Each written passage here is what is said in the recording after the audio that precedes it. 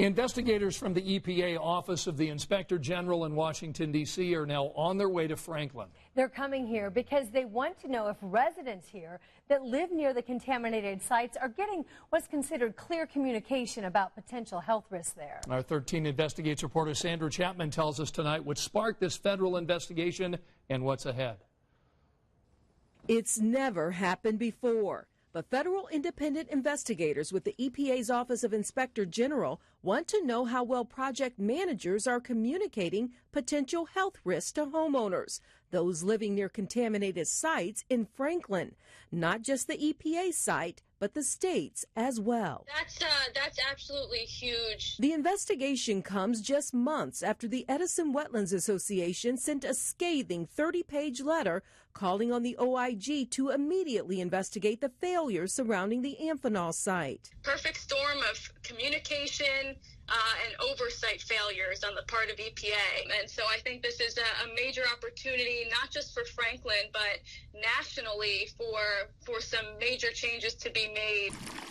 We did the soapy water test here. We saw the bubbles coming up. Edison Wetlands was the first agency to do residential vapor testing in Franklin. In its letter, the agency blasts the EPA for decades of failing to take proper and timely action, saying Amphenol has come back to haunt the Franklin community, and the site is still dangerous after falling off the radar. Shannon Lisa says for decades the site was deemed under control. For all intents and purposes, Amphenol looked done, and that was not the case. The OIG says it will investigate 4 different ongoing cleanup sites across the country. Franklin popped to the top due to availability of information, including agency records, EWA's letter, and media reports. EWA highlighted a 13 Investigates report last September, drawing attention to the spread of TCE in a sewer off-site, with levels 252 times over acceptable limits. According to EWA, agencies had to backtrack, causing the community to lose confidence in EPA and IDEM authority. These residents look to the government agencies for answers, and when the agencies are seemingly silent on certain issues, there's a problem there.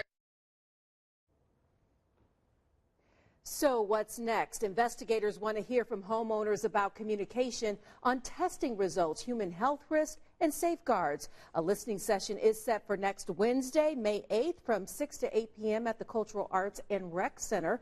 Homeowners will be allowed 3 minutes to speak or provide comments in writing. Now, the OIG says it's critical residents impacted in those areas to work with the EPA on testing and cleanup. And of course, we'll cover that meeting next Wednesday. Yeah, we know you're going to continue to follow this important story. Sandra, thanks.